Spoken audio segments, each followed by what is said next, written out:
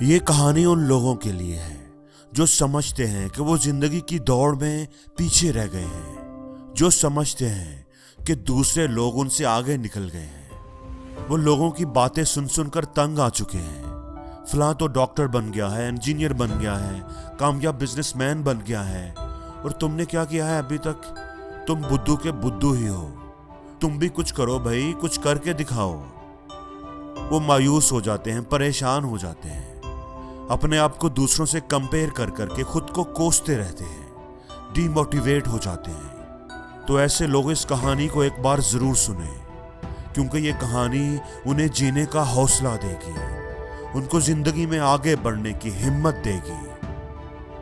किसी जंगल में एक फीमेल डॉग और फीमेल एलिफेंट रहते थे। इन दोनों की आपस में बड़ी दोस्ती थी।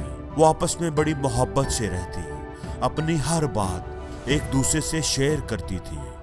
अब इत्तेफाक से दोनों इकट्ठी एक ही टाइम पर प्रेग्नेंट हो गई। 3 महीनों के बाद फीमेल डॉग ने 6 पपीज को जन्म दिया।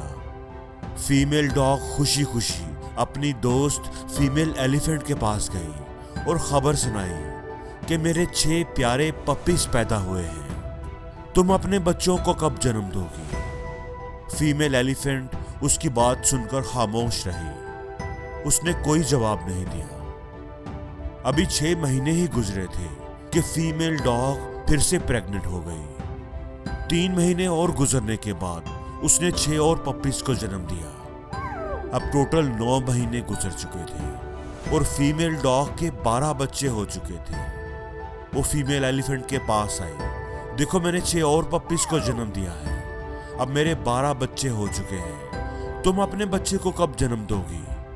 फीमेल एलिफेंट ने उसकी बात का कोई जवाब नहीं दिया, वो खामोश रही। कुछ ही महीनों के बाद फीमेल डॉग फिर से प्रेग्नेंट हो गई। जब वो चौथी बार प्रेग्नेंट हुई तो वो फिर से अपनी दोस्त के पास आई। अब की बार वो थोड़ा परेशान थी। उसने फीमेल एलिफेंट को अपने पपीज के बारे में बताया और सवाल किया, क्या तुम्हें यकीन है कि तुम प्रेग्नेंट हो?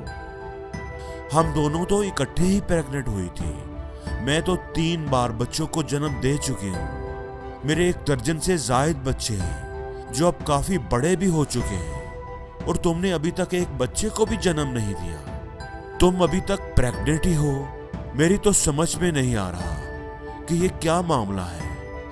इस दफा फीमेल एलिफेंट ने खामोशी तोड़ दी। मेरे दोस्त, ये बात समझ लो कि मेरे पेट में जो है वो एक पप्पी नहीं है। मैं 2 साल बाद सिर्फ एक बच्चे को जन्म देती हूँ, और जब मेरा बच्चा इस दुनिया में आएगा, जब वो इस धरती पर कदम रखेगा, तो धरती का सीना हिल जाएगा। जब मेरा बच्चा सड़क पार करने लगेगा तो सारी ट्रैफिक रुक जाएगी। लोग मेरे बच्चे को देखने के लिए गाड़ियों से बाहर निकल आएंगे। वो हैरत और खुशी से मेरे बच्चे को देखेंगे। जब मेरा बच्चा चंगाड़ेगा तो परिंदे अपने घोंसलों से उड़ जाएंगे। मैं जिसको जन्म देने जा रही हूँ वो बड़ी शान वाला और बहुत बड़ा होगा।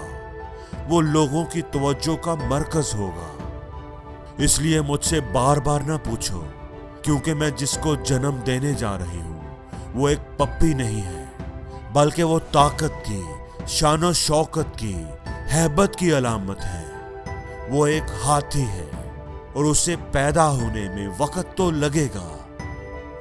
दोस्तों, जिंदगी में भी हर चीज का एक वक्त होता है। हर फूल अपने वक्त पर ही खिलता है, हर सितारा अपने वक्त पर ही चमकता है। कामयाबी और नाकामी का एक वक्त होता है। इसलिए अपने आप को कभी भी किसी से कंपेयर ना करें। जब आप दूसरों को कामयाब होता देखें तो कभी भी हिम्मत ना हारें, मायूस ना हो, कोशिश करना ना छोड़ें। हमेशा यकीन रखें कि आपका वक्त भी आने ही वाला है और जरूर आएगा। हमेशा याद रखें कि कामयाबी जितनी देर से मिलती है, कामयाबी हासिल करने में जितनी ज्यादा कोशिश करनी पड़ती है, कामयाबी उतनी ही बड़ी और पायदार होती है। बिल्कुल ऐसे ही जैसे पपी को तो पैदा होने में सिर्फ 3 महीने लगते हैं, जबकि हाथी की पैदाइश में वक्त लगता है।